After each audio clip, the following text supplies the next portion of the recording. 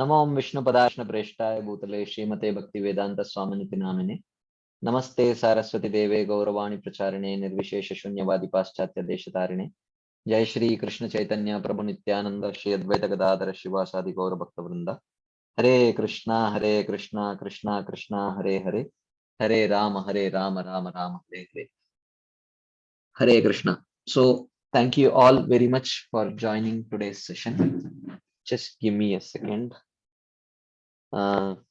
Just give me 1 second.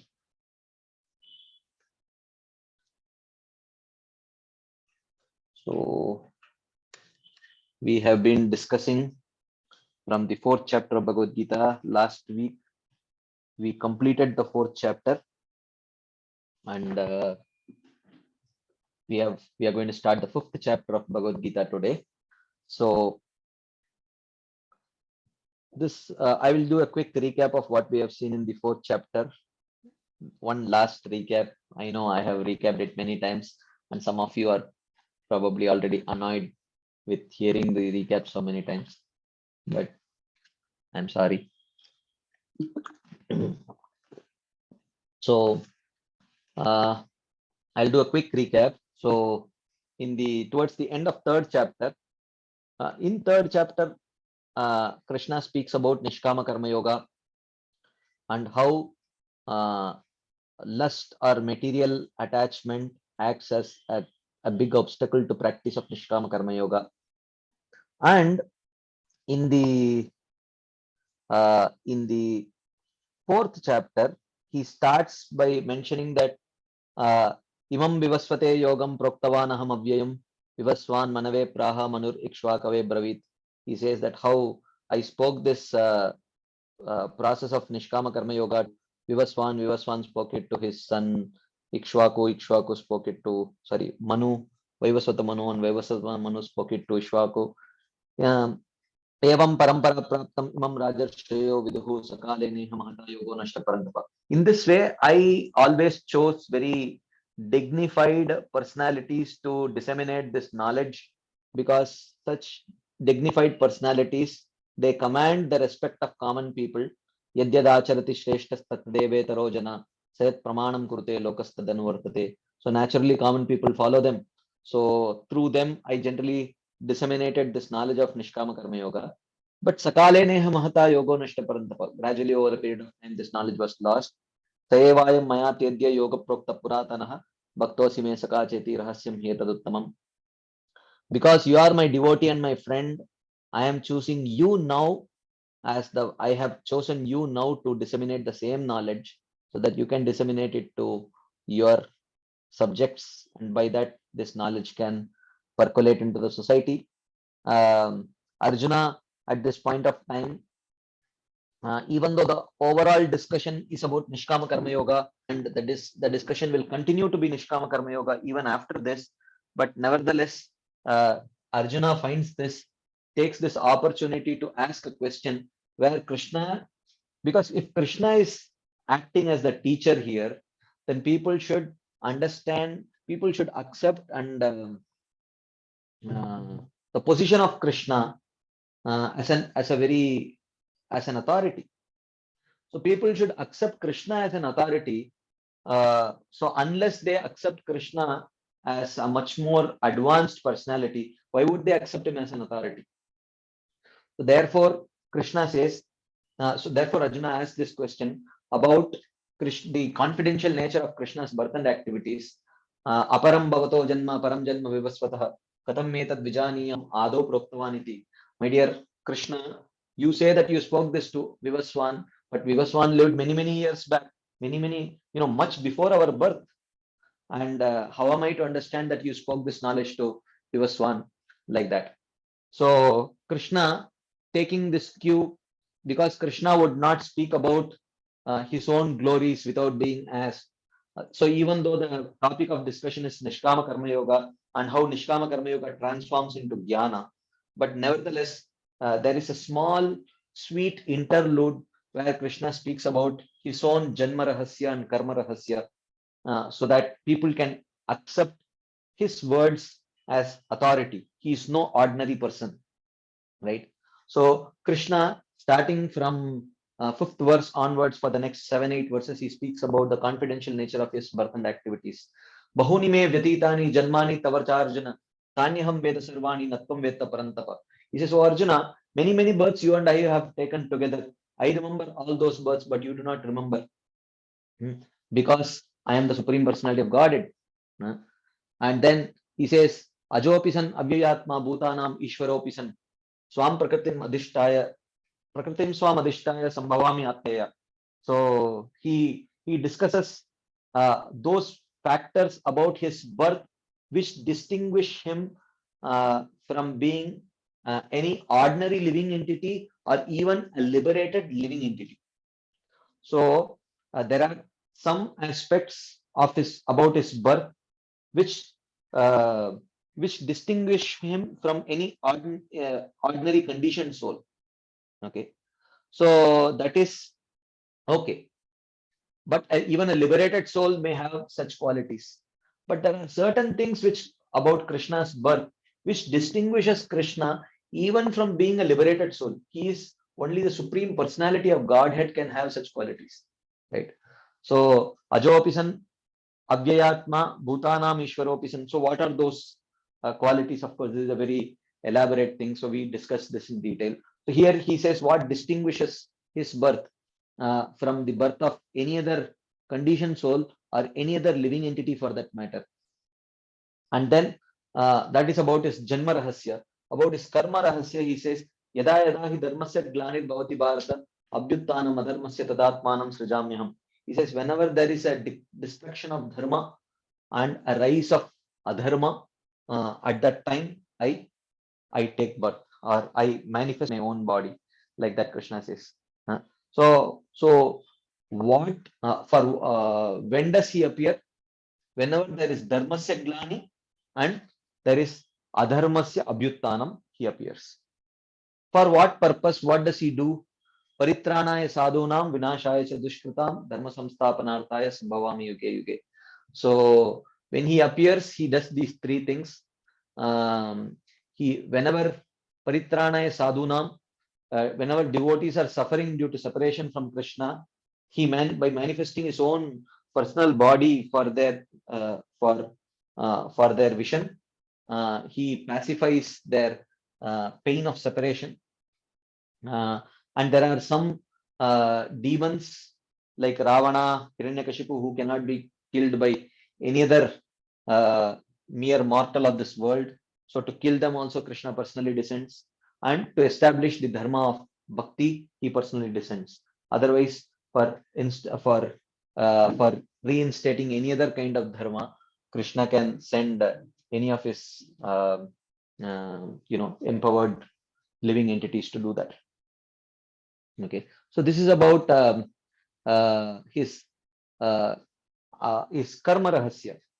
And then Krishna says, Janma karma cha me divyam evam yo vetti tatpatah tyaktva deham punarjanma naiti. So Arjuna, one who understands the transcendental nature of my birth and activities in truth, he shall never take birth again and he shall attain my abode, Krishna says.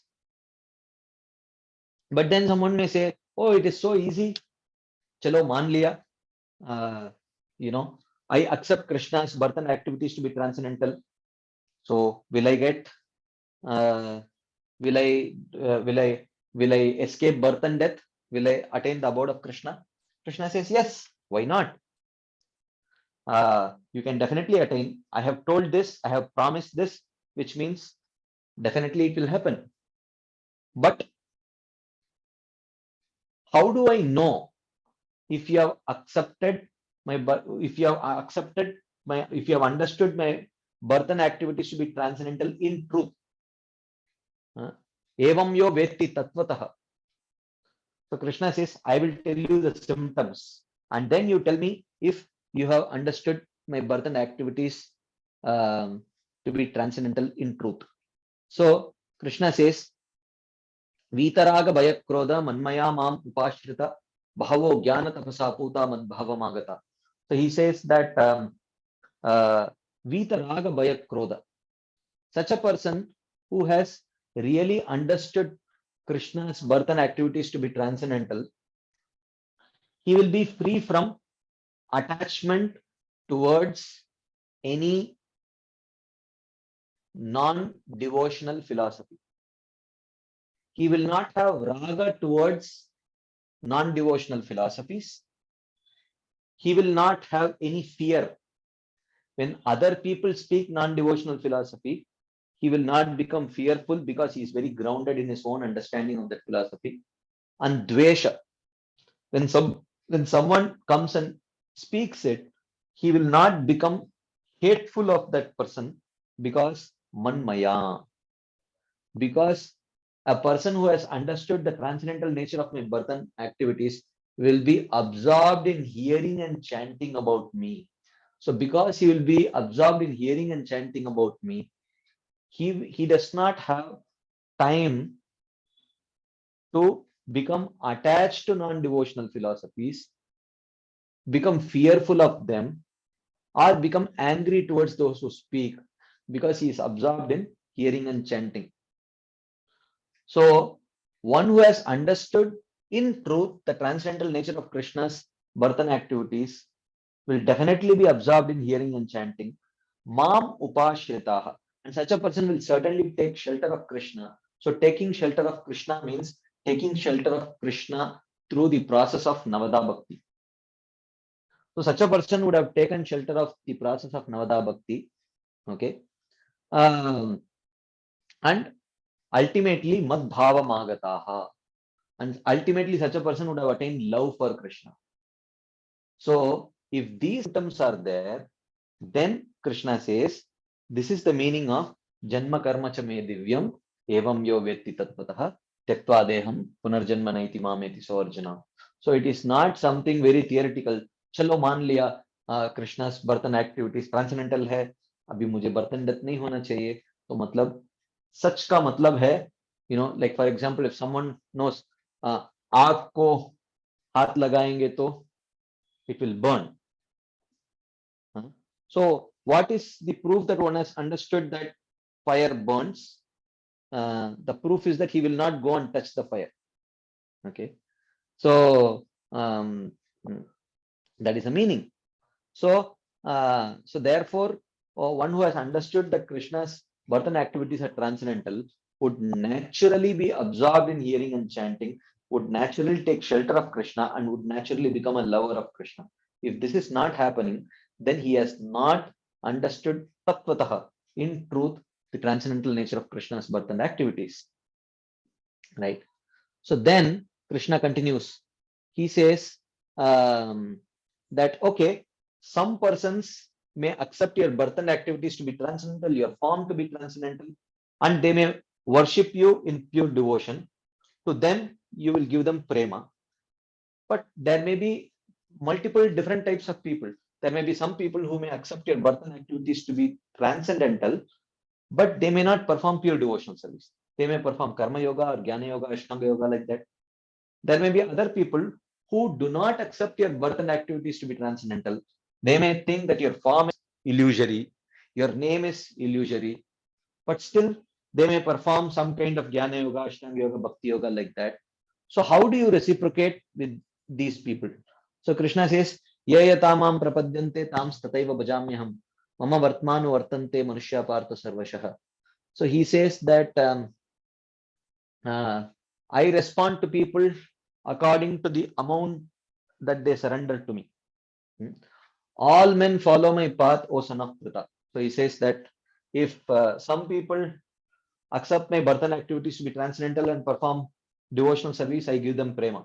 If some people accept my birth and activities to be transcendental and perform jnana yoga, karma yoga, I fulfill, I give them the goal of jnana yoga, karma yoga, like that. But if someone does not accept my form, birth, activities to be transcendental, then whatever practice they do, I do not give any result for that, because um, uh, if if I am not a transcendental personality, then how can I reciprocate with all their desires? How can I give a transcendental result without being a transcendental personality? So I do not reciprocate, like that Krishna says, right? So then he says in the next verse that Kangshatah karmanam siddhim yajanta iha devataha shipram hi manushe loke siddhir bhavati karmaja. So he says that if uh, if if if you are willing to give transcendental goal by practice of bhakti, then why do people aspire for material goods? Why do people um, why do people actually aspire for material goals? So Krishna says people aspire for material goals, temporary material goals, because temporary material goals one can achieve very easily. Any transcendental goal requires much more hard work, and it takes much more time to achieve the transcendental results, because people do not have the patience to endeavor for such long to achieve a transcendental result. Therefore, they mostly settle for temporary material results. Kangshatah karmanam siddhim yajanta iha devataha shipram himanushe loke siddhir bhavati karmaja. Because people want quick results for their actions, uh, they settle down for quick material results, and such people generally have an inclination to worship the demigod. This is what Krishna says. Then he says, Chaturvarnyam maya srishtam gunakarma vibhagashah tasya kartaram api mam vidya kartaram avyayam. But Arjuna, please understand that I have created the system of Varna and Ashrama by which people, whether they have material results or transcendental results, they can, according to their nature, engage in these activities, purify those results, and ultimately, attain liberation. I have created a system for that. They don't necessarily have to worship the demigods. They can worship me by accepting this path of by accepting the system of Varna and Ashrama. I have impartially created this system. I have not put some people as Brahmanas, some people as Kshatriyas, some people as Vaishyas. Depending on the nature that they themselves have developed due to their past choice of action, they can fall themselves within one of these Varnas, perform activities according to their inclinations, purify those inclinations, and eventually attain liberation. I have created the system for them. And then Krishna says, now he has discussed his Janma Rahasya and Karma Rahasya, but this was just an intermittent topic. Now, coming back to the practice of Nishkama Karma Yoga, now Krishna continues this discussion forward. Namam karmani limpanti name karma phale spriha itimam yo bijanati karmavir nasubhadyate. So he says that, Arjuna, one thing, even though I perform so many activities, but um, I am not bound by um, I am not bound by any of these activities because I don't have any attachment to enjoying the fruits of those activities. And one who understands this, he also will not be bound by any of his activities because he would have learned the art of detached work. Okay. So then Krishna says that evam gyatva kritam karma purvairapi mumukshubhihi kuru karmaiva tasmatvam purvataram kritam. Arjuna, your exalted predecessors, they understood this secret of action, this secret of performing actions without attachment to the fruits of those actions. And because they acted in this way, they all achieved liberation. So therefore, you should also perform this Nishkama Karma Yoga without being attached to the fruits of your work, following the footsteps of your glorious predecessors. Kuru karmaiva tasmatvam purvataram kritam. And then he says, Kim karma kim akarmeti kavayopyatra mohitaha tatte karma pravakshami yadgyatva mokshase ashubhat. But Arjuna, understand that this is not very easy. So in performing your prescribed duties, what is karma, what is akarma is not very, even very wise people are bewildered about it. Tatte karma pravakshami yadgyatva mokshasya ashubha. Therefore, I will speak to you about karma, akarma and vikarma, knowing which you can easily overcome the inauspicious material world. Karmano hi api bodhavyam cha vikarmanah akarmanascha bodhavyam gahana karmano gatihi. Arjuna, there are three things. One is karma, prescribed duty. Another is vikarma, prohibited actions. And the third is akarma, which is giving up prescribed duties and accepting sannyas. Okay. So these three things are there: karma, akarma, and vikarma. These three things are very difficult to understand. Gahana karmano gatihi. So why this is very difficult to understand? Because people do not understand the concept of adhikar. So people think dharma means a homogeneous dharma. Varnashram means homogeneous. But nothing is homogeneous. One needs adhikar. So without defining adhikar, there is no question of speaking about dharma. Right? So this gahana karmano gatihi, because people do not understand the concept of adhikar. Therefore, kim kim karma kim akarmeti kavayo patra mohita. Even the most intelligent people are confused about karma, akarma, and all these things because they don't understand the concept of adhikar. Karmano hi api bodhavyam cha vikarmanah, akarmanascha bodhavyam, gahana karmano gatihi. Gahana karmano gatihi. This subject matter is very difficult to understand because people do not understand what is adhikar. So at what stage can one give up one's duties? What is the qualification to perform duty? What is the qualification to give up duty? Even for one within the realm of performing duty, which duties to perform, which duty not to perform, which profession to perform, which profession not to perform. These things, again, the question of adhikar. Because people do not have clarity about this understanding of adhikar, therefore their understanding of karma, akarma, vikarma is very hazy. Therefore, gahana karmano gatihi. So then he says, karmani akarma yah pashyed akarmani chayah sa buddhiman manusheshu sayuktah karmakrit.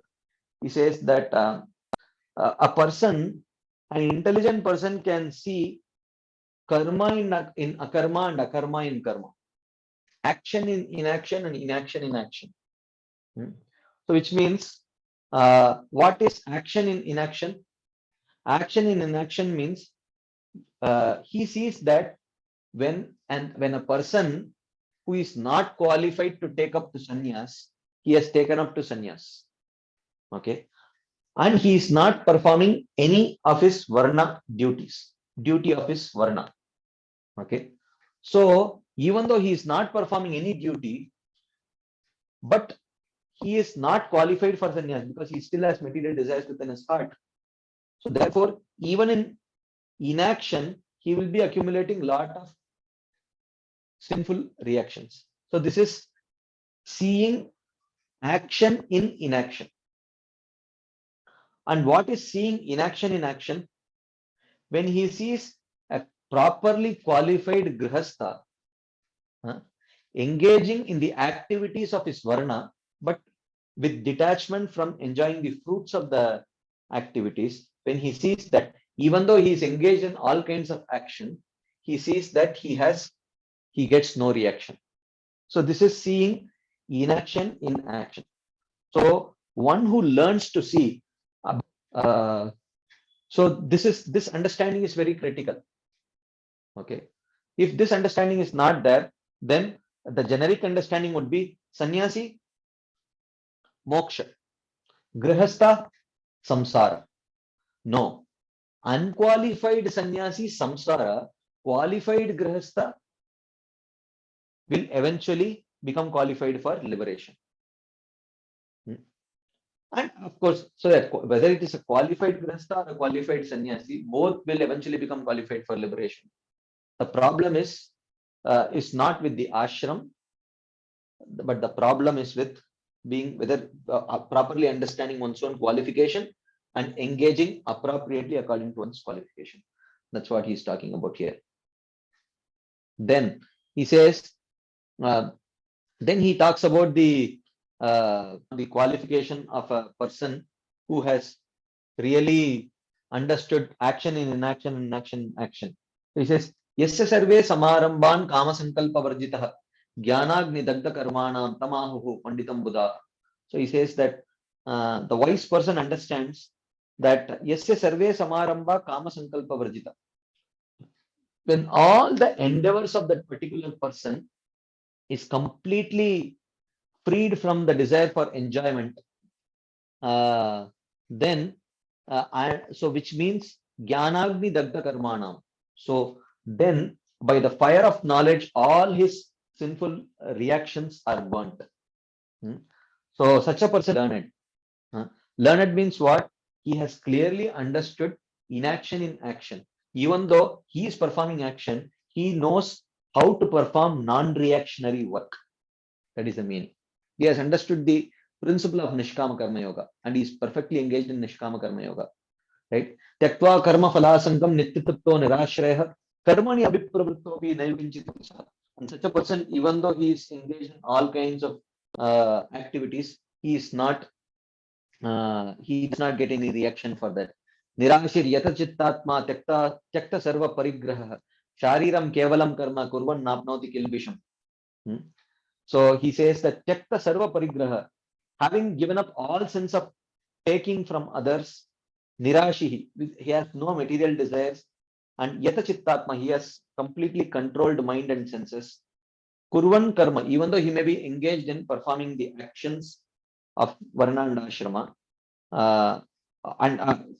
and such a person performs acts only for his body, he does not incur any sin. Yadricha labha santushto dvandhatito vimatsarah samasiddha vasiddhau cha kritvapi na nibadyate. And such a person is completely satisfied with whatever comes on its own accord. He is free from duality, is free from envy, equipoised in success and failure. And such a person, even though engaged in all types of activities, he does not get any reaction for that.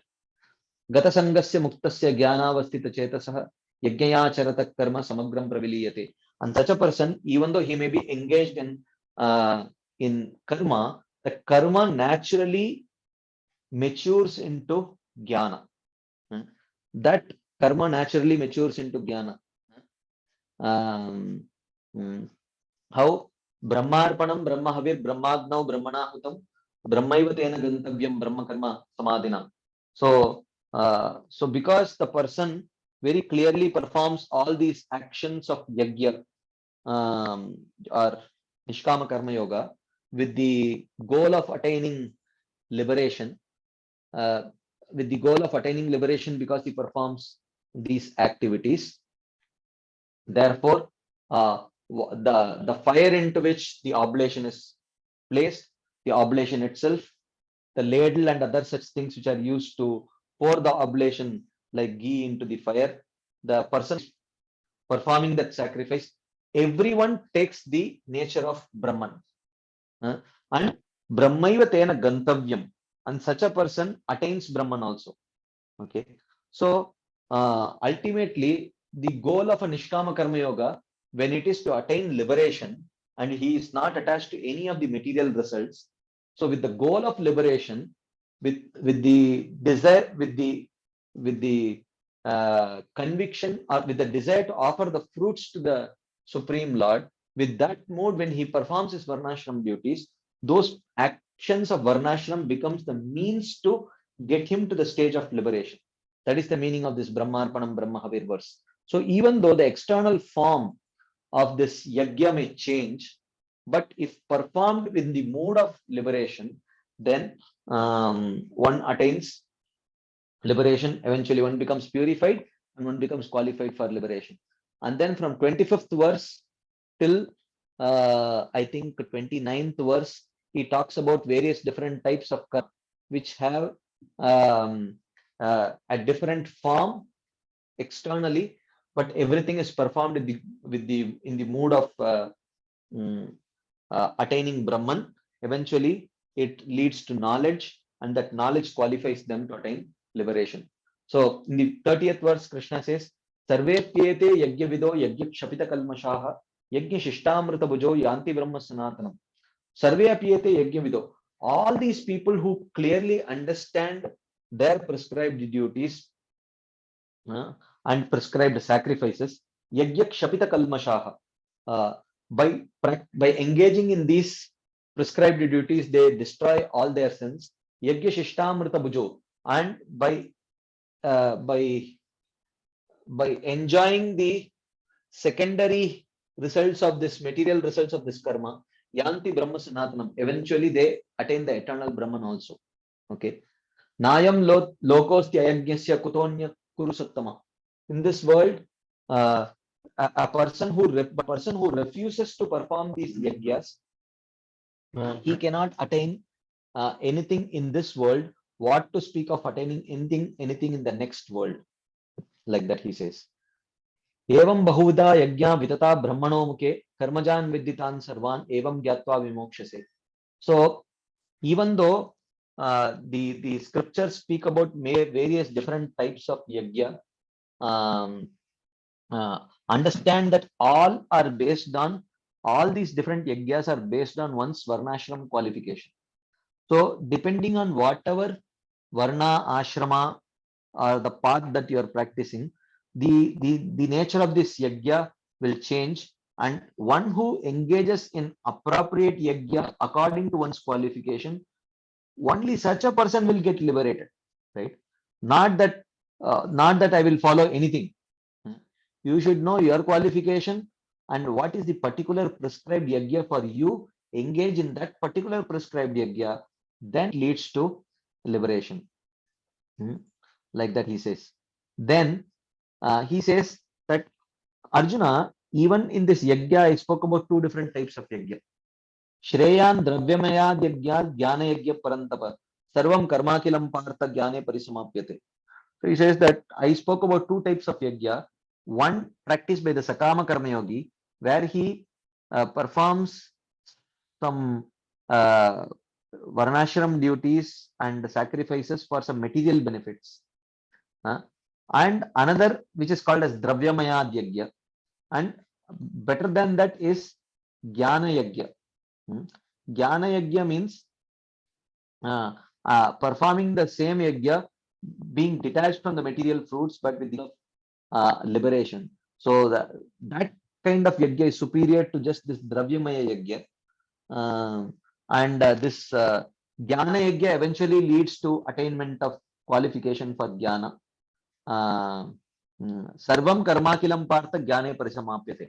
And once you reach the qualification for jnana, then you no longer have a need to perform your varnashram duties. You can give it up.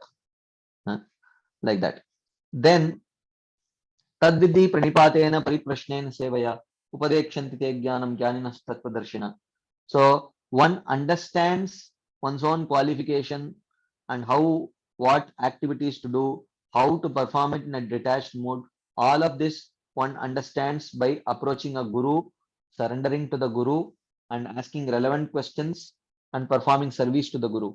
So the Tattvadarshi gurus will gradually reveal this knowledge to you, by which you can progress further.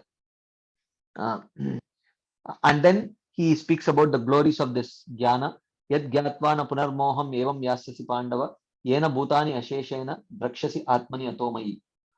Knowing this knowledge from the guru, it no longer, once one becomes endowed with this knowledge, one no longer gets bewildered, and such a person will be able to see all the atmas as being situated in Krishna.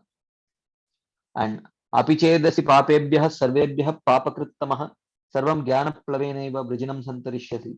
So one who gets this knowledge, even may be most sinful of all sinful persons, but by the boat of knowledge he can easily gloss over all these sins.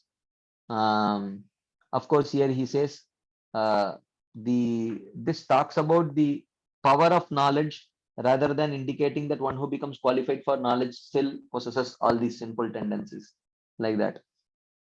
Yatedamsi samiddhognit bhasmasat kurute Arjuna jnanagni sarvakarmani bhasmasat kurute tata.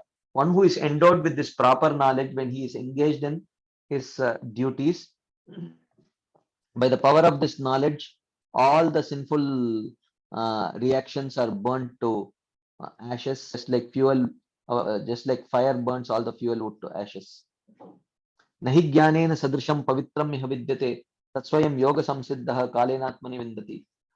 There is nothing in this world which is as pure as knowledge, and this knowledge naturally manifests by yoga samsiddhi. When one practices nishkama karma yoga, and when that nishkama karma yoga reaches a particular level of maturity, by that maturity of nishkama karma yoga, naturally over a period of time, the jnana manifests. Then he says, what is the qualification of this jnana? He says, Shraddhavan labate jnanam tatpara samyatendriya jnanam labdva param shantim achirenadi gacchati. So he says that first Shraddhavan. So in order to attain that jnana, one should first have faith in the Dharma Shastras. He should be Shraddhavan. And not only Shraddhavan, he must not just have faith in the Dharma Shastras, but he must be Tatparaha. Tatparaha means he must actually engage in actual practice of Nishkama Karma Yoga. He must be very much devoted to practicing Nishkama Karma Yoga. Shraddhavan, Tatparaha, and Samyatendriyaha. And finally, by the practice of Nishkama Karma Yoga, he must attain purification of heart, by which he reaches the stage of complete sense control. So Shraddhavan, then first stage is Shraddhavan, second stage is Tatparaha, then by the Tatparaha in Nishkama Karma Yoga, then he reaches the stage of Samyatendriyaha, then Labate Jnanam, then he attains knowledge. So, therefore, the maturity of Nishkama Karma Yoga leads to the stage of knowledge. Jnanam labdva param shantim achirenadi gacchati. Having attained knowledge, one very quickly attains freedom from samsara. Right? So it starts with Shraddha. That Shraddha should turn into practice. That practice should turn into sense control. Then one has Jnana, and by that Jnana one escapes samsara. On the other hand, Ajnascha Ashraddhadanascha Samshayatma Vinashyati. Nayam Lokostinaparo Nasukam Samshayatmanaha. So he says, on the other hand, there are three categories of people who struggle with this faith. One is Agya, one who does not know anything about the Dharma Shastras, so he does not follow the Dharma Shastras. Another is Ashraddhadana, who has studied the Dharma Shastras from a very academic point of view, but does not think that this has any practical utility, so therefore he does not follow the Dharma Shastras. So he is Ashraddhadana. He has no faith in it, but just for some academic interest he reads it. And the third is Samshayatma. Samshayatma means one who has faith, one who has knowledge, one who has faith, but due to some bad experience has his faith very much shaken. So in this context, we last week discussed a lot on this concept of cynicism and how one becomes a cynical. We drew parallels in our on the practice of bhakti also. Even on the practice of bhakti, how one becomes a cynical insider in an institutional setup, how will become cynical insiders, and these cynical insiders are the ones who suffer the most. And we also discussed, there are systemic causes for this, for people becoming cynical insiders, and there are personal reasons also, right? So we had an elaborate discussion on this. I don't wish to go into that discussion again, but it was long discussion, I remember we had last time. So yeah. So Krishna says, of the three types, this Samshayatma is the most sorry person, because at least this Agya and Ashraddhadana, because of not having faith in transcendental goal, they at least are enjoying the material world. They are at least enjoying the material world. Whereas this Samshayatma, he has lost faith in material enjoyment because he knows that it is very transient and not worth pursuing. But at the same time, because of developing severe doubts and having severe trust issues, either with the process or with the authorities professing that process, he is not able to apply himself completely to the practice of devotional service, because of which he is not seeing the results, because of which is making him even more samshayatma. So therefore this person suffers a lot. So of the three, the samshayatma, he says, is vinashyati. Nayam lokosti naparo nasukam samshayatma. For a samshayatma, there is no pleasure in this life and there is no pleasure in next life. So in this context, we were discussing about importance as a society, how we should be very careful that through our actions, we don't push someone to become a samshayatma. Because generalization is a very strong tendency in all of us, because we lack patience. We see we have bad experience with one authority, we have bad experience with two authorities. Very rarely a person goes to the third authority hoping that he will have a good experience. Okay, it could be an authority, it could be a friend, it could be a fellow practitioner, whatever it may be, right? In whatever capacity we are, we have the capability of enhancing the faith of the person whom we come in touch with, or actually shake the faith of that person whom we come in touch with. So therefore, we all are part of an institution. So we all have our responsibilities to actually ensure that we don't push the people whom we come in touch with into the zone of being a samshayatma, because that is the biggest disservice to the moment actually. We cannot afford to have a society filled with lot of cynical insiders, because they are like termites. The cynical insiders will eat the institution from inside actually, and it will become hollow from inside, and then one small push and the whole thing will break down. So of course, we did discuss about this last time.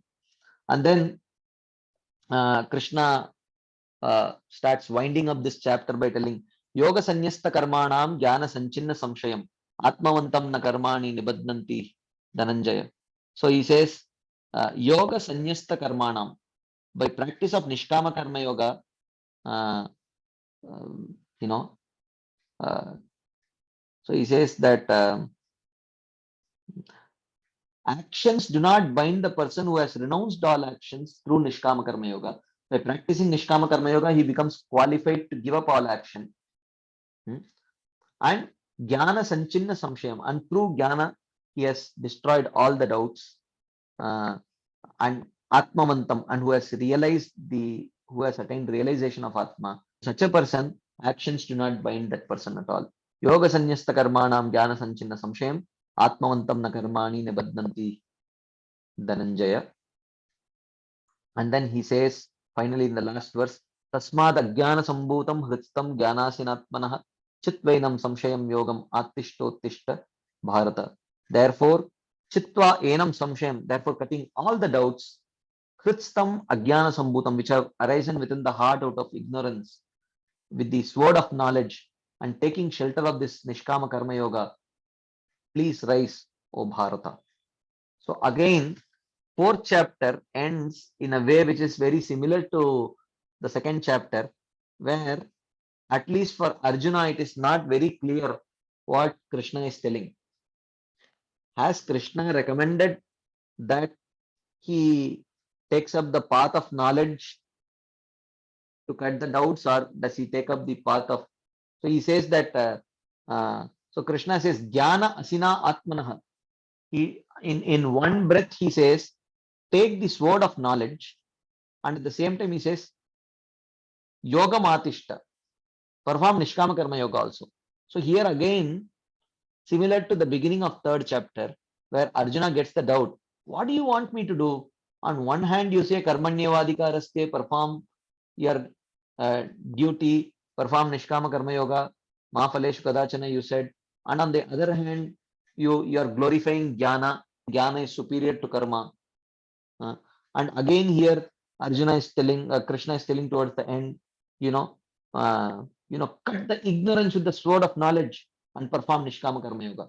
So he's telling, Gyan, should I perform Jnana or Nishkama Karma Yoga? What are you talking about? In one sentence only, you're telling, take the sword of knowledge, which means you want me to practice Jnana Yoga. And then you say, Yoga Matishta, which means you're asking me to practice Nishkama Karma Yoga. What exactly you want me to do? Jnana or Nishkama Karma Yoga? That is the question that Arjuna is going to ask in the 5th chapter. So this is a quick recap of the 4th chapter. Now we are going to start 5th chapter. I will no longer trouble you with again recapping the 4th chapter. This was the last recap. I apologize for that.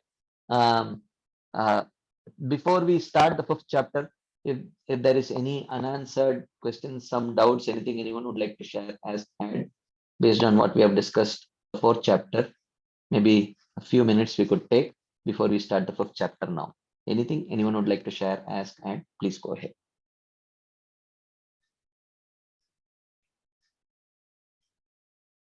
Okay, if there is none, then we will continue. We will start the 5th chapter now. I'll share the screen. Just hold on for a second.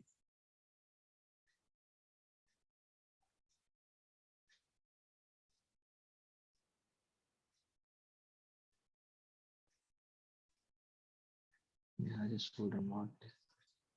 Okay. So the 5th chapter is titled as Karma Yoga, Action in Krishna Consciousness. That's how Srila Prabhupada titles it, and to some extent explains it also that way. But actually, the 5th chapter is titled as Karma Sannyasa Yoga. So this is talking more about Jnana Yoga. Okay.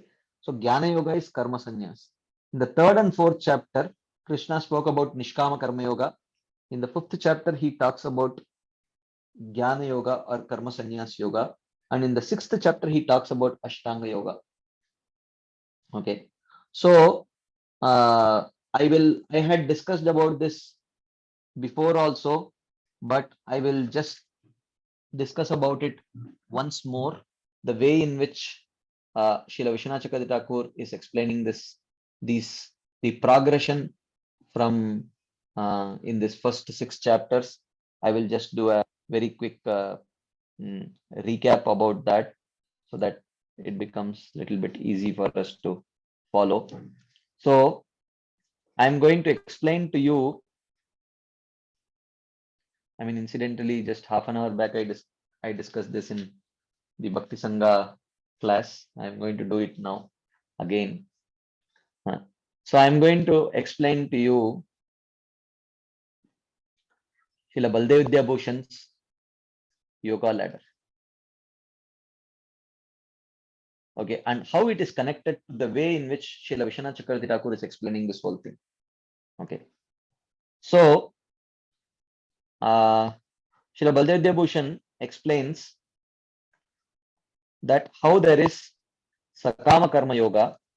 One practices Sakama Karma Yoga for sin-free life. Sin-free life of enjoyment. Okay, this is Sakama Karma Yoga. But then one reaches the stage of Nishkama Karma Yoga, where in Nishkama Karma Yoga, there is one performs Nishkama Karma Yoga for purification of heart. Okay. So, but the goal of Nishkama Karma Yoga is liberation. But the problem is that there are material anarthas in the form of vasanas, okay, which are not yet purified. So they get purified by practice of Nishkama Karma Yoga or detached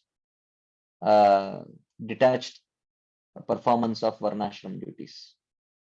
So when one does that, one comes to the qualification of Jnana Yoga. So in Jnana Yoga, one performs Jnana Yoga for self-realization. And the goal of Jnana Yoga is liberation. Okay. But the difference between Nishkama Karma Yoga and Jnana Yoga, both have the goal of liberation. In Jnana Yoga, there is purified heart. The heart is already purified. That is why he is not expected to perform his Varnashram prescribed duties. So he performs Jnana Yoga for self-realization. So then he comes to the stage of Ashtanga Yoga. Okay, he comes to the stage of Ashtanga Yoga, where Ashtanga Yoga he performs it for super soul realization. Okay, but the goal in Ashtanga Yoga is also liberation only. So these are not like three different personalities. These are not four different personalities. It is one person only who is on the path of moksha. So all these are moksha parayanas. They are dedicated to moksha, but they are at different levels of advancement. Okay, so this is all four rungs of the same ladder. Okay, so the Kama Karma Yoga, Nishkama Karma Yoga, Jnana Yoga, Ashtanga Yoga, and moksha. Okay, so all of them are moksha parayanas only. From at least from Nishkama Karma Yogi to Ashtanga Yogi, all of them are moksha parayanas. They are on the same path only. Okay, so this is the yoga ladder that is being described. Okay, now Srila Vishwanath Chakravarti Thakur describes it in a slightly different way, but it's very much connected. Okay, so Srila Vishwanath Chakravarti Thakur explains that this is Srila Vishwanath Chakravarti Thakur's explanation. Okay, so according to Baldev Bhushan, so this Nishkama Karma Yoga is described in 3rd and 4th chapter. This Jnana Yoga is described in the 5th chapter, and Ashtanga Yoga is described in the 6th chapter. So these are all these are limbs of the same practice that takes one towards liberation. So on the path of liberation, there is the limb of Nishkama Karma Yoga in the initial stages, and later there is the limb of Jnana Yoga and Ashtanga Yoga. Once the heart becomes purified, then there is this path, and then which eventually leads to moksha. So these are not different paths, but these are different limbs of the same path. Okay, different limbs of the same path. So now Srila Vishwanath Chakravarti Thakur, he explains it in a slightly different way. So, but it is all very much connected. There is no contradiction here. I will explain how. So there is Sakama Karma Yoga, then there is Nishkama Karma Yoga. And by Nishkama Karma Yoga, when the heart becomes purified. Okay. So then there are three means to attain liberation. Okay. One is Nishkama Karma Yoga, one is Jnana Yoga, and one is Ashtanga Yoga. Okay. So here, this is a path. This is a path. This is a path.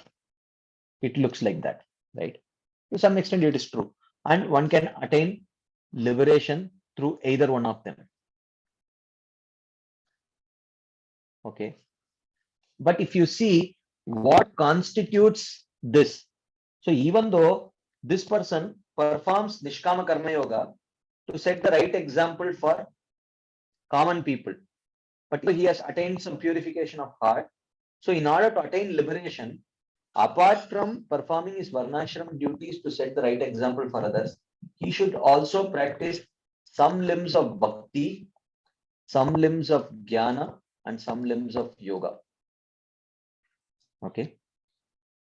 And this Jnana Yogi also, if you see his practice, this is described in the third canto, 27th chapter by Kapila Dev. If you see the practice of a Jnana Yogi, he will have some limbs of bhakti, some limbs of jnana, and some limbs of yoga, where the limbs of jnana are predominant limbs. Okay. And if you see the Ashtanga Yogi, his practice is described in the third canto, 28th chapter by Kapila Dev. If you see, his practice will have some limbs of bhakti, some limbs of jnana, and some limbs of yoga. Okay. But here, the limbs of yoga will be predominant. Okay. So even though you have the path of Jnana Yoga, path of Ashtanga Yoga, path of Nishkama Karma Yoga, but in reality, it is one only. As what Srila Baldev Devabhushan is describing. All will have the path, the element of jnana, the element of yoga, and of course, the element of bhakti will always be there with all of that, because only the element of bhakti can actually um, uh, lead to the fruit. Okay, so one can attain the fruit of either karma yoga or jnana yoga or ashtanga yoga only if the element of bhakti is there, right? So that is what he describes here. So in one sense, this is the yoga ladder. So there is no contradiction between what Srila Vishwanath Chakravarti Thakur's explanation and Srila Baldev Devabhushan's explanation, because in according to Srila Vishwanath Chakravarti Thakur's explanation, also what he calls as jnana yoga, that has the element of bhakti, jnana, and yoga. All three are there. Okay. So in one sense, these three are one path only, actually. Just that what the difference is, the predominance, some may have a predominance of jnana, some may have a predominance of yoga, but it will have the other two elements also. And what you call as Nishkama Karma Yoga, he may additionally perform some Nishkama Karma Yoga for the purpose of setting the right example, like that. So here, according to Srila Vishwanath Chakravarti Thakur, in the 6th chapter, Ashtanga Yoga is described. In the 5th chapter, Jnana Yoga is described, and Nishkama Karma Yoga is described in the 3rd and 4th chapter, like that. So, yeah, any quick discussion points, comments, questions before we move on to the 5th chapter? 5th chapter, we are going to discuss about Jnana Yoga. We have already discussed 3rd and 4th chapter, which discuss about Nishkama Karma Yoga. Now we are going to discuss about Jnana Yoga. Okay, I have one question in the chat box. I will take that question in the chat box, and then Shyamlal Prabhu has a question. Is it right understanding that to qualify to be a yogi, to qualify for yoga, it has to have the bhakti element, else it's just jnana and karma? Yeah, correct. So for something to be called as a yoga, it has to have the bhakti element. If the bhakti element is not there, then it is karma, jnana, or yoga. But such a karma, jnana, and yoga will not give any result, actually. It will not give any transcendental result, because it is only the bhakti element which makes that particular practice fruitful. Tapasvino, dhanapara, yashasvino, manasvino, mantravida, sumangala, kshemam na vindanti vinaya darpanam, tasmai shubhadra savase namo namah. All this practice of tapo, jnana, karma, etc., they will not yield any result unless it has the element of bhakti, like that. Yes, correct. Shamlal Prabhu. Hare Krishna Prabhuji. Am I audible? Yes, Prabhu, you are audible. So, as we understand, Nishkama Karma Yoga, Jnana Yoga, they are like steps on, they are the ladder process only. It's like climbing the ladder. Yeah, yeah. Right? But Bhakti Yeah. Yoga is a completely different process. Yeah, in the yoga ladder, bhakti is not there. Okay. So in the yoga ladder, Bhakti is not there. No. Okay. So, so that means. Well, it is there. I will tell you how. Bhakti is there. So, I will expand this yoga ladder a little bit more, and I will explain how bhakti is there and how that bhakti is different from what we are practicing as bhakti. So, that is not exactly bhakti yoga. Let me see if there is a space here. Okay, I have some space here. Let me utilize this space to explain what is this yoga ladder that we are talking about. Okay, so first is Sakama Karma Yoga, then there is Nishkama Karma Yoga, then from Nishkama Karma Yoga one reaches the stage of I am clubbing Jnana Yoga and Ashtanga Yoga here together because this is, you can say, is like in one sense self-realization, Paramatma realization, they happen, almost parallelly. It's not like exactly chronological, I don't think so. So this Jnana Yoga, or this stage of Jnana Yoga or Ashtanga Yoga, you can say, this is also called as Karma Sannyas. It's called as Karma Sannyas because you give up karma, you give up your varna duties. Okay, and then there is liberation. But before attaining liberation, there is one stage before that, which is called as Jnana Sannyas.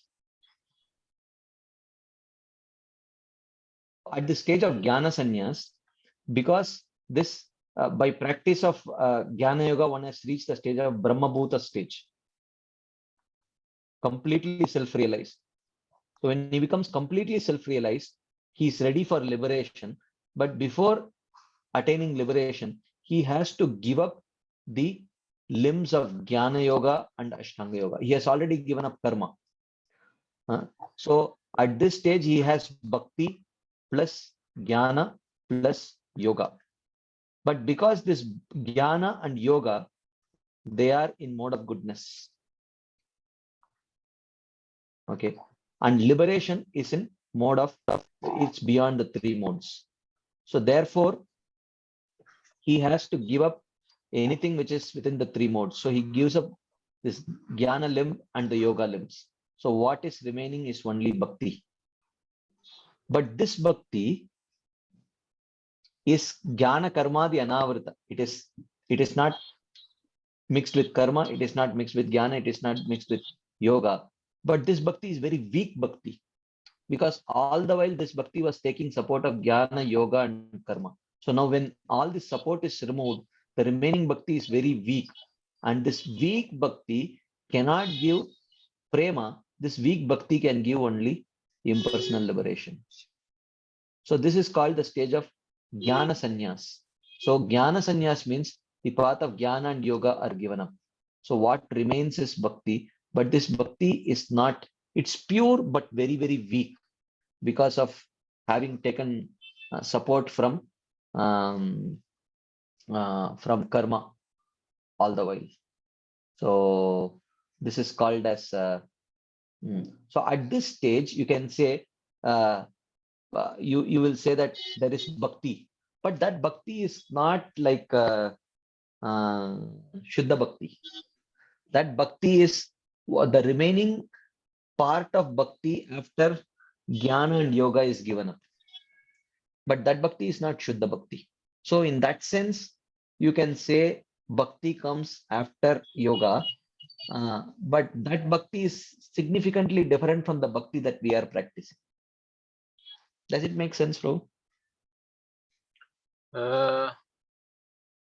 I mean, in my that means the path that we are following, as we Is say, different. Bhakti Yoga, is totally different Yeah. It's different. because It's it not the. is basically based on our Shraddha.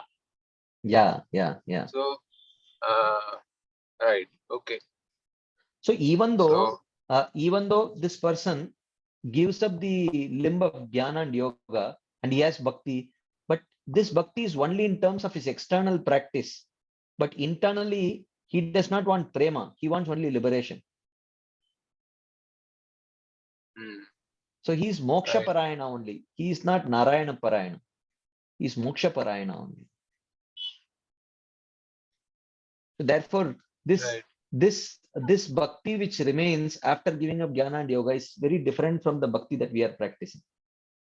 So in the yoga ladder, actually, uh, uh, does after Ashtanga yoga our bhakti come? No, that is a whole different path. That is a whole different path. So there, in that yoga ladder, bhakti does not come actually. okay,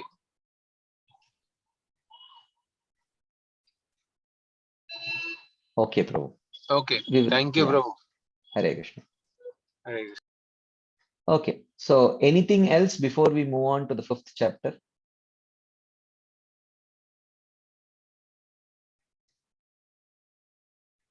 Okay.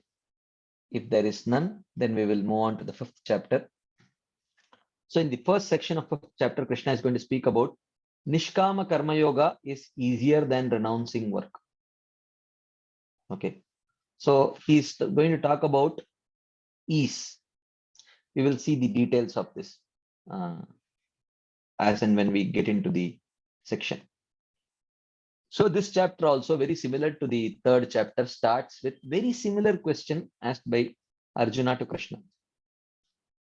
So Arjuna says, Sanyasam karmanam Krishna punar yogam cha samshasi yat shreya etayor ekam tanme bruhi sunishchitam. So he said, Sanyasam karmanam Krishna punar yogam cha samshasi. You praise both giving up action, shamsasi, you are praising giving up action, sannyasam karmanam, you are praising karma sannyas, punar yogam cha shamsasi, and again, and you also praise karma yoga also. You are praising karma sannyas and you are praising karma yoga also. Okay. Tad me bruhi sunishchitam. Please tell me definitely yat shreya etayor ekam. Which of the two is better? What is better? Is karma sannyas better or karma yoga better? Exact same question Arjuna asked in the beginning of 3rd chapter. Because in the 3rd chapter, in the 2nd chapter also Krishna glorified the path of jnana. After glorifying the path of jnana, Krishna also said to Arjuna, that karmanyevadikaraste ma phaleshu kadachana. You know, give up desire for enjoying the fruits, but perform your karma. Perform your karma, don't be attached to the fruits. So Arjuna got confused. If jnana is better, then why you are asking me to do karma? And then Krishna in the 3rd chapter said, yes, jnana is better than karma, but to perform jnana or karma sannyas, you should have qualification. The qualification is that your heart must be pure. If your heart is not pure, you cannot practice karma sannyas. You should practice karma yoga. So even though karma sannyas is better than karma yoga, but karma sannyas needs the qualification of purity of heart. If you don't have that purity of heart, then you should perform Nishkama Karma Yoga. And I recommended Nishkama Karma Yoga for you because you didn't have that purity of heart. So now again in the fourth chapter, after describing about uh, uh, jnana, after glorifying the path of jnana, nahi jnanena sadrisham pavitram miha vidyate tatsvayam yoga samsiddha kalenatmani vindati. Like that, he glorified jnana, and then at the end he said, yoga matishta, engage in nishkama karma yoga, he said. So now Arjuna is like, then why did you glorify jnana so much? Huh? Sannyasam karmanam Krishna punar yogam cha samsasi. Yet Shreya etayorekam tanme bruhisha nishchitam. Initially you glorify jnana, then you ask me to do karma. What exactly you want me to do? Please tell me what is better. So Srila Vishwanath Chakravarti Thakur explaining here, he says, in the fifth chapter, the Lord explains that karma as superior to jnana because it strengthens jnana and explains knowledge of Paramatma along with qualities such as seeing things with equal vision. So this is contents of the chapter. Okay. Being worried about the contradiction between the two statements at the end of the previous chapter, Arjuna asked this question. So in verse 41 of the last chapter, you spoke about renouncing karma by jnana arising from karma yoga. Yoga sanyasta karmanam jnana sanchinna samshayam. But in verse 42, you again spoke about taking up karma yoga. Yoga matishta uttishta bharata. So Arjuna is wondering, after achieving jnana, why should I engage in karma yoga, nishkama karma yoga? So he says, it is not possible to perform both renunciation of action and karma yoga at once because there is essential contradiction between the two, just as there is contradiction between remaining stationary and moving. So either I can do karma yoga or karma sannyas. What exactly you want me to do? Because you are praising both. In one verse you are praising karma sannyas, in another verse you are praising karma yoga. So what else? What do you want me to do? Therefore, the man of knowledge should either renounce karma or perform karma yoga. How can one do both simultaneously? So Krishna says, Arjuna says, since I do not understand your intention, I am asking you. Among these two, which one is better? Please tell that definitely to me. कर्म योग करूं या कर्म संन्यास करूं? कर्म को त्याग करूं या कर्म योग करूं? क्या करूं? What should I do exactly? You tell me. So Krishna starts answering this question. So Krishna says, Sannyasa karma yogascha nishreyasakaravubhau tayostu karma sannyasat karma yogo vishishyate. He says, Sannyasa karma yogascha ubhau, both ubhau, sannyasa, karma sannyas here refers to jnana yoga, and karma yogascha, karma yoga here refers to nishkama karma yoga. Ubhau, both sannyas, karma, both jnana yoga and karma yoga, nishreyasa karao, they produce the highest benefit, which is liberation. Okay. Tayostu, but of the two, karma sannyasat karma yogo vishishyate. But of the two, karma yoga is better than renunciation of karma. This is what Krishna says. So we saw, right, in Srila Vishwanath Chakravarti Thakur's explanation of this, he says, both by Nishkama Karma Yoga or by Jnana Yoga, you can achieve liberation. But Krishna says, of the two, Nishkama Karma Yoga is better. Why? Why he is telling like this? We are going to see that. So he says, Krishna answering this question, he says, Karma Yoga is better. Even for the Jnani, performing action is not at all a fault. Okay. If someone, even if someone by performance of Nishkama Karma Yoga becomes, when his heart becomes purified by practice of Nishkama Karma Yoga, which means he has qualification for Jnana. Okay. He has qualification for Jnana. Okay. But he can, so when he has qualification for Jnana, it is, if he continues to perform his Varnashram duties, It is not wrong.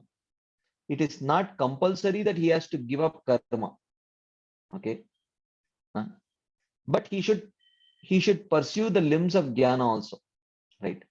So for a person who has achieved the qualification of jnana, it is not a fault to continue to perform his varnashram duties, because for multiple reasons.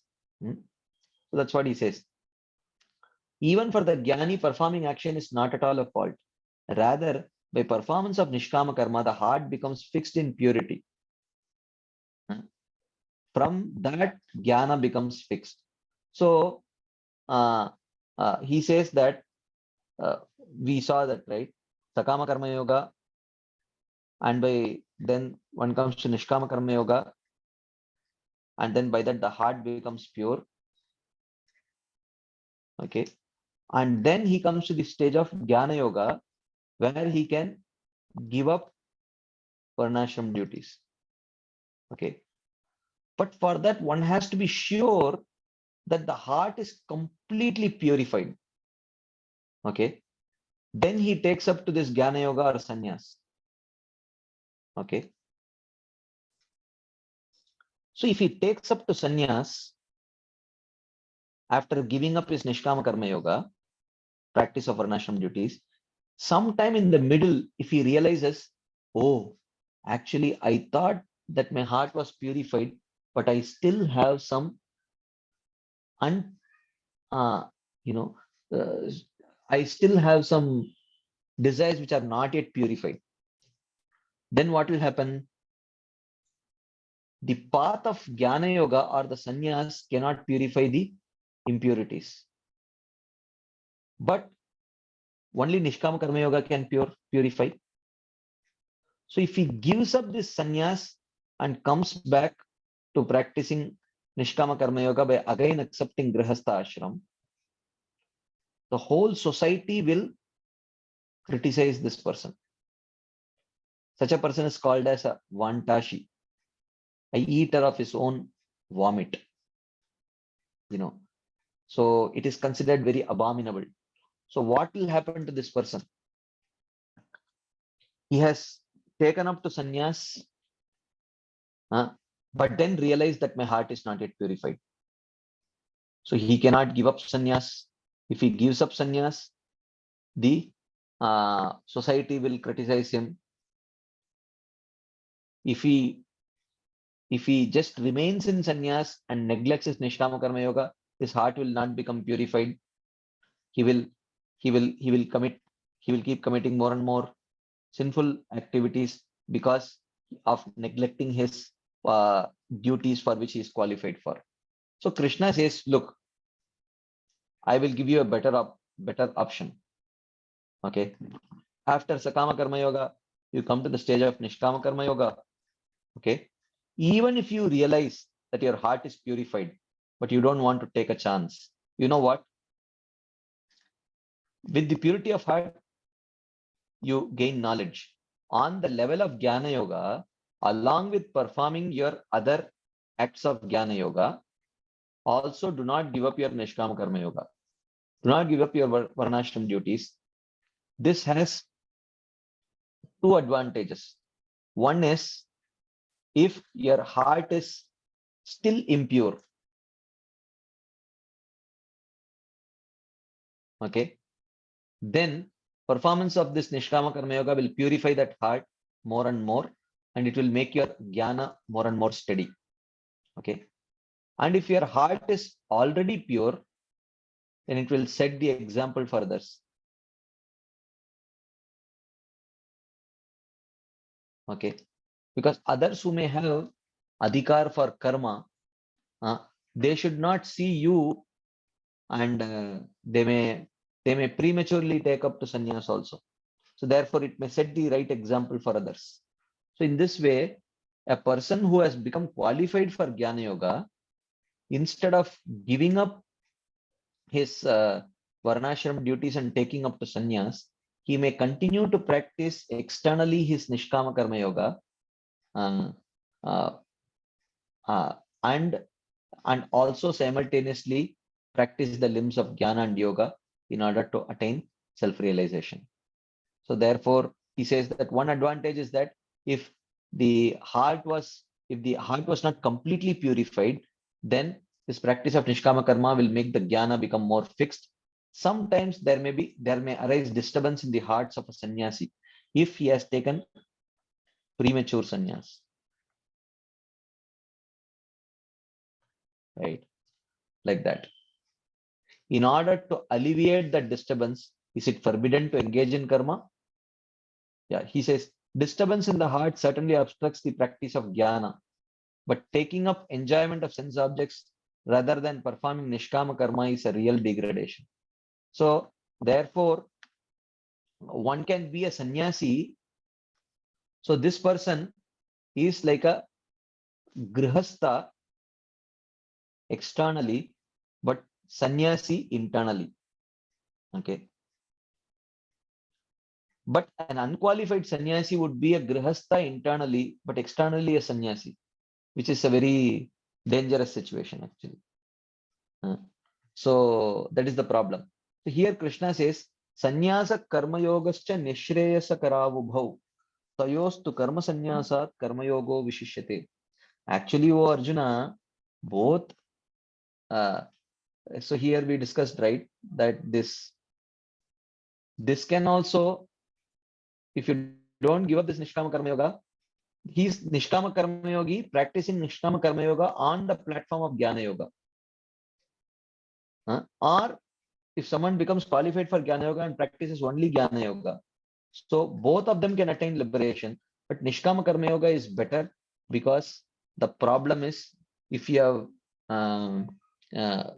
problem is if you have taken up premature sannyas, then if your heart is not yet purified, it will be a problem.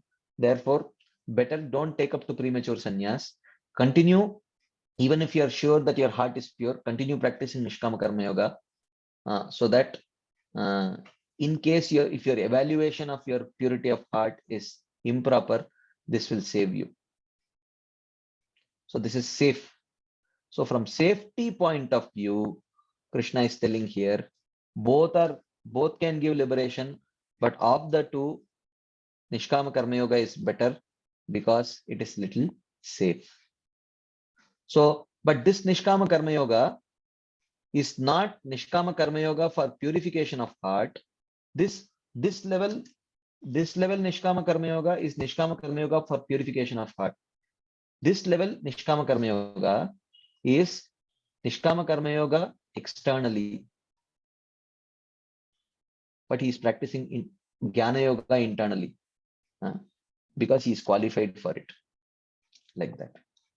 So that is what Krishna says in the first verse. Any quick discussion points, comments, questions, anything anyone would like to share before we wind up the day? Because we may not have time for one more verse, but we may have time for one more question. Anything anyone would like to share, ask, add before we wind up for the day? Okay, if there is none, then I think we will pause here and continue this discussion next week. Thank you all very much for your patient listening and your enthusiastic participation. Srila Prabhupada ki jai. Srila Vishwanath Chakravarti Thakur Pad ki jai. Srimad Bhagavad Gita ki jai. Hare Krishna. Thank you very much.